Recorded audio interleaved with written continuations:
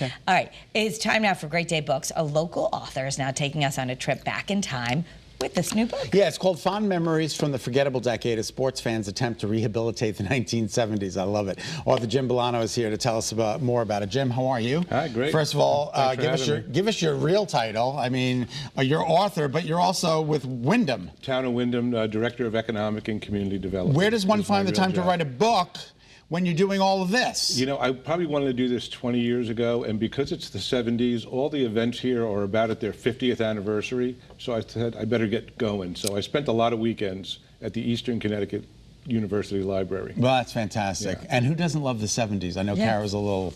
Good passion project. She was born in the 70s. Well, you know, but you know, you at home might be wondering too, so why is it so important to write about the 70s, specifically in sports? Well, that's one of the things. I always felt the 70s got kind of a bad rap. You know, it's right in between the go-go 80s and, of course, the 60s, you know, and the flower child generation.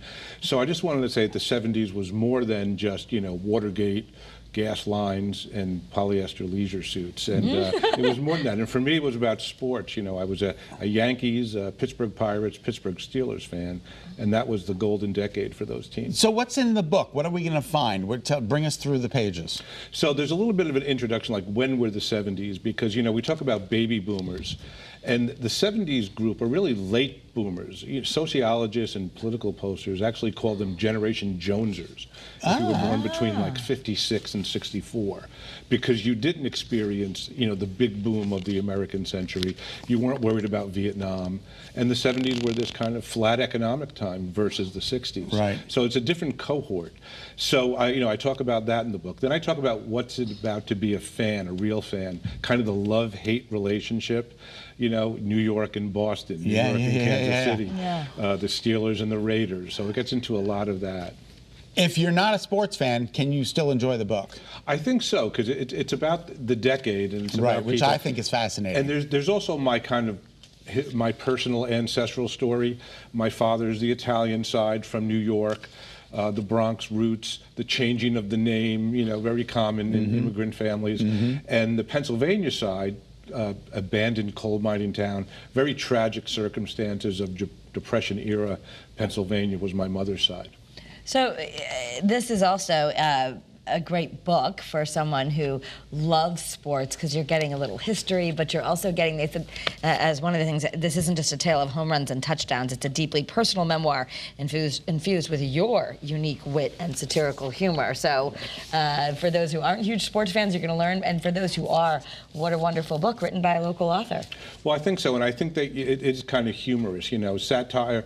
It's not everyone's cup of tea, but I've always enjoyed that type of, you know, kind of critical humor, and it goes throughout the book. So it's a good read. It's not just bogged down in numbers and strikeouts and the touchdowns. The 70s was was probably one of my favorite decades, because I was a kid during this time, and my mom used to say, get in the car, the Chrysler Imperial, which got 8 miles to the gallon, and she would take us off to the beach. We'd be listening to Paul McCartney, Elton John, Billy Joel. It was good music. It was just incredible music. It was such a decade. How did you harness all of that, a decade's worth, into a book like this? Well, one of the chapters is dedicated to kind of defining the 70s, and how I talk about how decades really aren't January 1st through December 31st.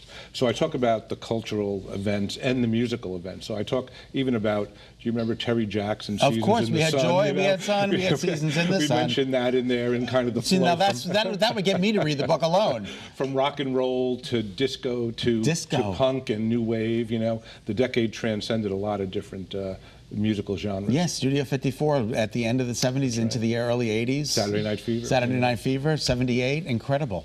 Fond memories from the Forgettable Decade, although now we're not going to forget it. A sports fan's attempt to rehabilitate the 1970s by Jim Bellano. Any events coming up where we can see you have a book signing? I do. I have a book signing on August 24th at the Glastonbury Barnes & Noble from 12 to 2. Barnes & Noble is very good.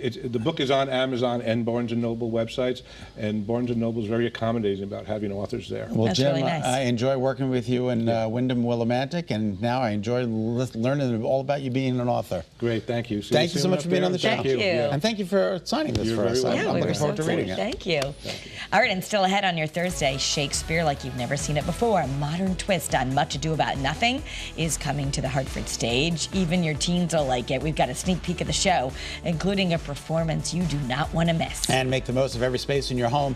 How you can give your rooms a whole new look with just a few simple steps. Great Day Connecticut will be right back. I'm Amanda Kostick. I'm a high school volleyball coach, and I'm an Old Saybrook police officer. I'm Sean Hallett, a member of the U.S. Army Reserves and an Enfield police officer.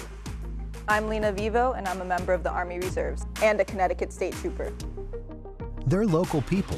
They're your friends and neighbors. Learn more about becoming a police officer. Scan the QR code and get started today. Sponsored by the Connecticut Police Chiefs Association and 3 Cares. Join me. Join me. Join me.